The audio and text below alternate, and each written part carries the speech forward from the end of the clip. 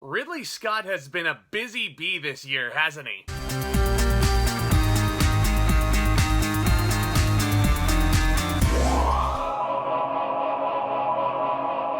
How's it going, guys? My name is Zack. Welcome to my channel where I discuss all new things cinema and entertainment on the regular, and I really do appreciate you guys clicking on this thumbnail today. I really hope you enjoy your stay. Oh boy, I hope you enjoy your stay, because we're looking at House of Gucci. This one was, of course, directed by Ridley Scott, a legend of the industry, and it stars quite the cast. Lady Gaga, Adam Driver, Jared Leto, Jeremy Irons, Salma Hayek, and Al Pacino. Michael Corleone is in this one, guys. What could possibly go wrong? Quite a bit, actually, but we'll get there. Patrizia Reggiani, played by Lady Gaga, is an outsider from humble beginnings. But when she marries Maurizio, played by Adam Driver, and into the Gucci family, her unbridled ambition begins to unravel the family legacy. And this triggers a reckless spiral of betrayal, decadence, revenge, and ultimately murder. Voila! We have our movie! Look, I was honestly really curious to check this out, not only because of the cast and because of Ridley Scott's involvement. I'm familiar with the Gucci clothing line. It's one of the most prestigious brands ever, but I had no knowledge what actually happened to the family namesake of said brand, so I was really curious to actually get some more information from this film, which I certainly got that information. This was a very eye-opening experience for me, at least, and I'm certainly glad I saw the movie at least once. Ridley Scott is one of my personal favorite directors. I mean, just look at his filmography. Alien, Gladiator, The Martian, The Last Duel, which came out a month ago, all are excellent films. And even though this is technically a competently made feature, this, in my eyes, is his most disappointing film since Exodus, Gods and Kings. And I hate saying that because I really wanted House of Gucci to be an instant classic, especially with a fascinating story like this. I know there's a fantastic movie in there somewhere. House of Gucci is a movie that wants to be super campy and out there like a Wolf of Wall Street or a Once Upon a Time in Hollywood. Instead, this is a movie that I think takes itself way too seriously. Not to say that the story, the outcome, and the ramifications of said story aren't serious at all, without giving anything away to those of you unfamiliar. Like I've mentioned, this is a super fascinating story to watch unfold, and it was constantly able to surprise me. But there are 2 hours and 37 minutes of a movie that really wants to entertain the audience, but the end result just comes out very tonally inconsistent. And there are certainly campier moments in there,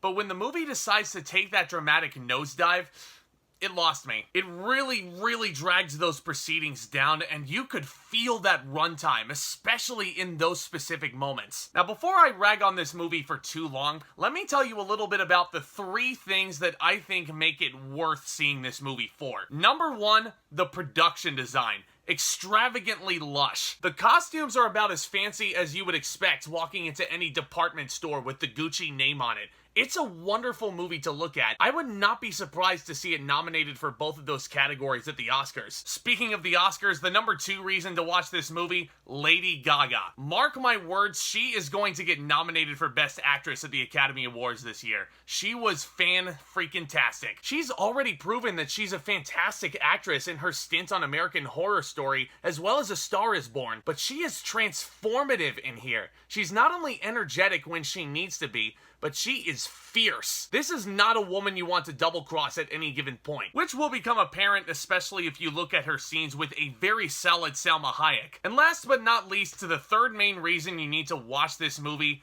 Al Pacino. What else really do you need me to say about this reason? It's Al fucking Pacino. God, he was so much fun to watch in this movie. Now, if I were on the Academy's award committee, I think he would be a shoo-in for Best Supporting Actor. Every time he stepped into the frame, I was into it and what he was gonna do next. And keep in mind, this is a pretty big, riveting departure for him aside from mafia flicks like The Godfather or The Irishman, where he's a little more subdued. He is so energetic in this movie, and it's some very infectious energy. Okay, now that I have my positives out of the way, let me talk about a few more of these actors that they chose to cast in this movie. namely Adam Driver as Maurizio Gucci, which is an interesting choice on paper. And even though, yes, he's not Italian, I was open to it because I love Adam Driver and he always knows the assignment every single project he takes on. And if you watch him in this movie, you know he's trying his absolute hardest. You know he's acting his heart out, and I give him credit where it's due. But when I see him in this movie, I don't see Maurizio Gucci. I see Adam Driver trying to be Maurizio Gucci. What I'm getting at, guys,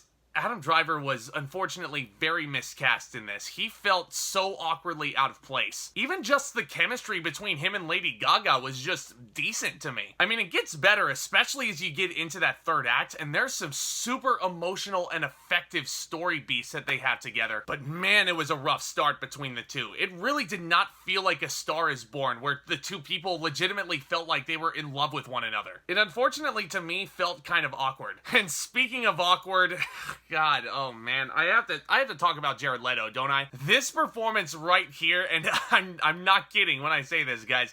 This might be one of my least favorite performances of all time. First of all, let me just say that Jared Leto has been a solid actor in the past, especially when you look at his earlier films in the late 90s going into the mid 2000s. He's really, really solid in stuff like Requiem for a Dream, Panic Room. I love him in those films. And the past 5 years have just been decent for him. He'll have good roles here and there, like in Blade Runner 2049, but then he'll just rub me the wrong way in stuff like The Suicide Squad or The Little Things, which egregiously got him some award nominations. Now, with all that out of the way, let's roast this performance like hell. I mentioned Lady Gaga was unrecognizable as our lead earlier in this video. That's because she actually is transforming herself as a person with her acting. With Jared Leto, the prosthetics are doing the majority of the work to make him unrecognizable. And even though I'm sure he was trying his damnedest, he may have been trying too hard. Now, I've read interviews about how Leto was saying he was going into the method territory with this role. But there's a difference. There's a fine line that he's teetering. He was way too goddamn animated, my friends. This teetered into offensive. There were points where I would laugh at moments of his which were supposed to be serious, and then I would roll my eyes when he actually was trying to be funny. God, this rubbed me the wrong way. In short, Leto's performance missed the ball in every facet. And I will be shocked, bamboozled, and damn it, fine. I'll be offended if the Academy decides to grant him a nomination for Best Supporting Actor.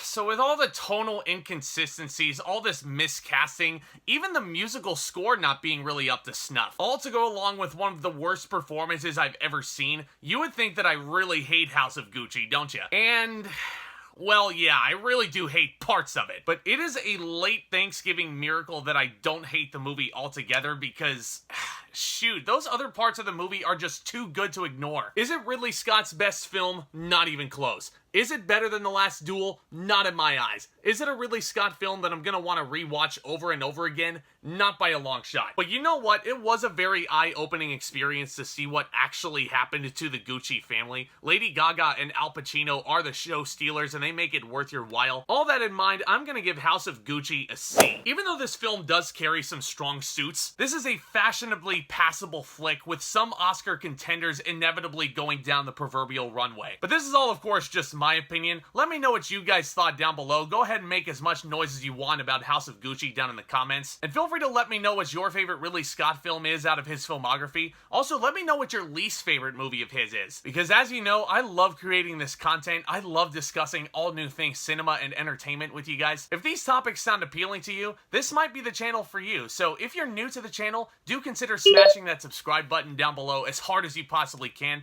This channel is on the road to 1,000 subscribers, which I'm hoping to reach very soon. Subscribing is not only beneficial to the channel and myself, it's also beneficial to you guys because you'll be the first ones to know anytime I upload a new video here. Not to mention, it's also completely free. And if you enjoyed the video, be sure to smash that thumbs up button on your way down. That would be much appreciated. And as always, stay tuned for more exciting content hitting this channel very, very soon. I just uploaded my review for Encanto. And also stay tuned for my review on Resident Evil Welcome to Raccoon City. I'll also be looking at The Power of the Dog, which finally hits Netflix on December 1st. I can't wait to discuss all these new topics with you guys. So a lot of stuff to look forward to. Y'all are the best. Thank you again for your support up to this point. And with all that being said, back talk, commence.